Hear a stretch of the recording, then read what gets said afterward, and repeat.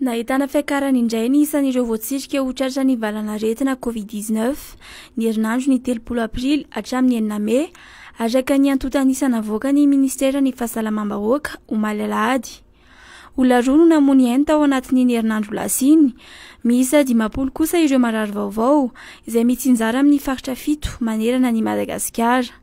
70 ny marary vaovao avy eto amin'ny faritra Analamanga, 10 avy any Atsimo Atsinanana, 4 avy ao Diana, 4 avy any Vakinakaratra, 2 avy ao Atsinanana, 1 avy ao Melaky ary 1 avy ao Matsiatrambony. Marary 10 amin'ireo 20 manaraka fitsaboana no miaina anaty tranga fasarotana amin'izao fotoana izao.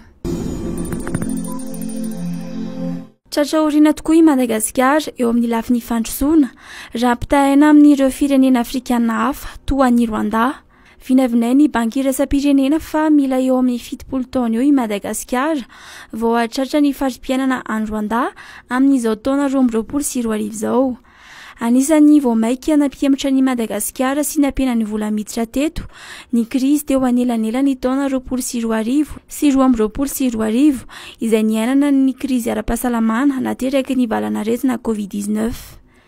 Mila mampitombo hafainganam-pandrosoana faran'izay ambony Madagasikara mba ahafahany indray mametraka paikady mivantana ampihenana ny fantrana amin'ny taona ho avy ho hiatrany ny banky iraisam-pirenena.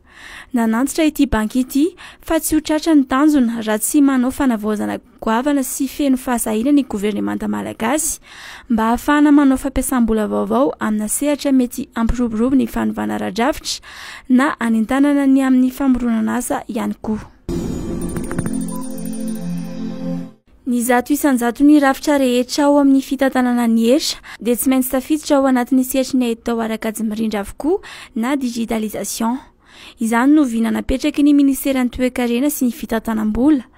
Manantena ity ministera ity fa ho tratra mandritra ny 3 volana voalohany amin'ny taona 2022 izany tanjona izany. Ny 70 isan-jato ny fandoava-ketra sy ny aba no efa tafiditra ao anatin'ny atao hoe digitalisation amin'izao fotoana izao.